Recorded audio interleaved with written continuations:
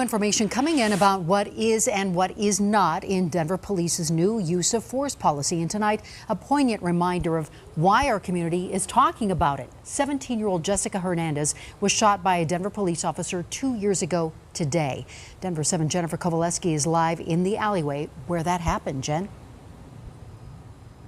And it was a somber night as dozens of people packed this alleyway to remember Hernandez in the spot that's now become a permanent memorial as they continue to push for justice for Jessica. Another brown man is dead, and now he's my ancestor. 2 years later. She was just so happy and positive about everything. The emotions are still raw. I'm also Latino, and I could be next, or one of the people I love could be next. In the alleyway where 17-year-old Jessica Hernandez was shot and killed by Denver police. She didn't deserve what happened. DPD says they shot the teen after she charged at them in a stolen car, something officers are no longer allowed to do. It was something positive that came out of Jesse's death, although it obviously can't bring their daughter back. Arash Jahaning is the family's attorney. He says while DPD's new draft use of force policy is a step in the right direction, the work is not done, and the family definitely wants to keep pushing forward. The department's watchdog agrees. In this 10-page report, the independent monitor calls the new policy vague and poorly defined, pointing to the section that tells officers they can only use force when it is reasonable and necessary based on the circumstances. He also notes that other departments have provided far clearer explanations. Jesse! Back at the vigil, candles burn as bright as the calls for justice as the community remembers Jessica and her family continues to push for real police reform. She didn't get any justice. Justice wasn't served. Certainly a lot of emotion out here tonight. Now, to give you an idea of how DPD's policy could be improved, other departments like Miami Police are much more specific. They tell their officers that they can only use the minimal amount of force necessary. Reporting live tonight, Jennifer Kowaleski, Denver 7. And one other important point to make tonight, DPD's draft use of force policy also fails to address how officers should use tasers, something the independent monitor says is necessary given DPD's own data that shows tasers can lead to injury.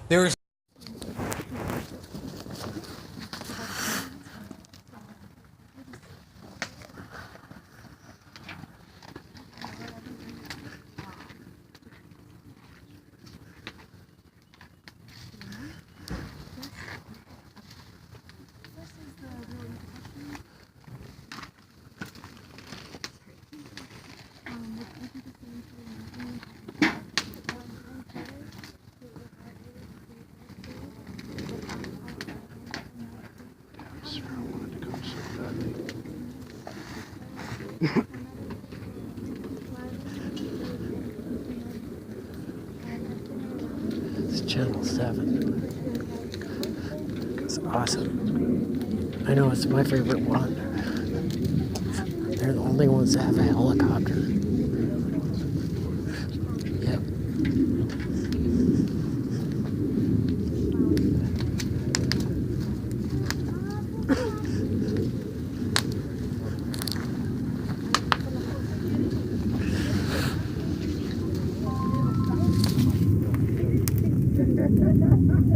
We have a bonfire. Everybody wants to do one. Come on up. Now bless you. Now bless you too.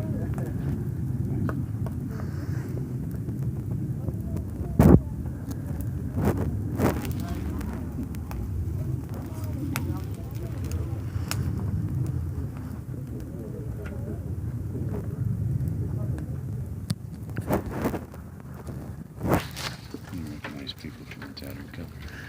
Awesome.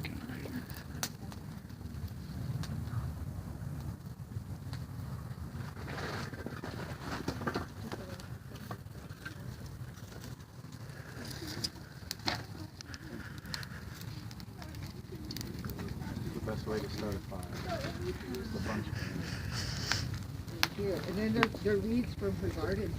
So everybody here, when for the last couple of years, we'd have it spread, and the neighbors would put the seed down, and the kids took care of it. And the flowers are beautiful in the summer spring. They're just gone everywhere in a long while, so there's a lot of seed here.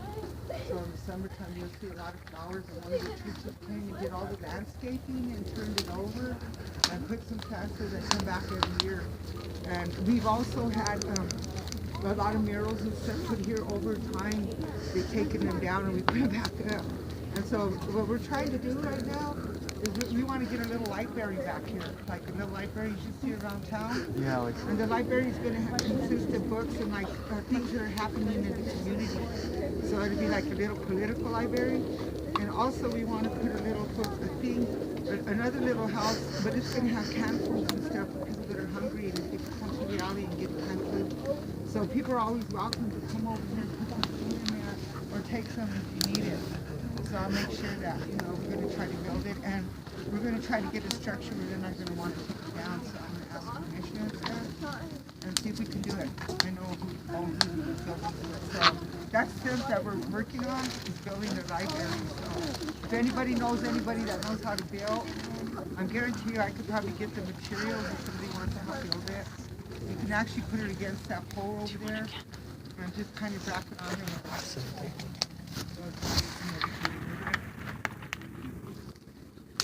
Yeah, there's a group, Carpenters for a Cause. They're called Carpenters for a Cause. Oh, okay. So I'll talk to them about it. All right. And then, I'm Shark Barrow. You can always reach me on Facebook.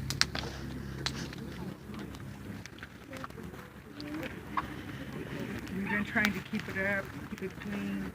We had a light show out here. We had beautiful stuff out here. A lot of nice posters. We also had information stuff. We used to put information out about what was going on in the community, and somebody would come and take it down. We have problems with that house right there.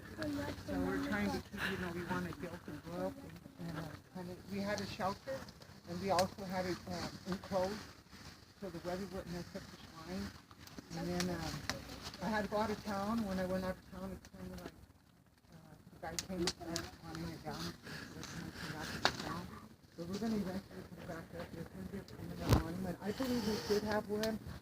The police have a permanent monument for those that have fallen. And I think that we should have monuments for those that are killed by the police. And so it's in the working. We don't know what's going to happen, but we're working on it. And I just really appreciate everybody that came out tonight. Everybody that's here, we have food. We want everybody to leave without eating. Take a plate home with you if you want. So fire's always really nice. It's a really nice blessing to have a fire and stay warm. Kids, if you're cold, get closer. Not too close.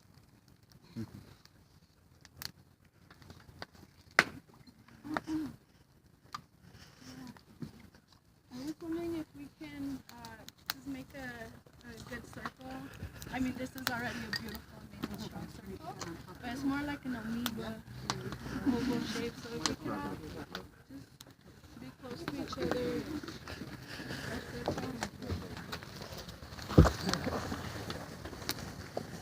And like Shark said, mi nombre es Mimi, and we're here with BC's and gracias, with family, and we're just doing this with all the respect and love in our hearts. Estamos haciendo esto con todo el respeto y el amor de nuestros corazones, y we know that all of us,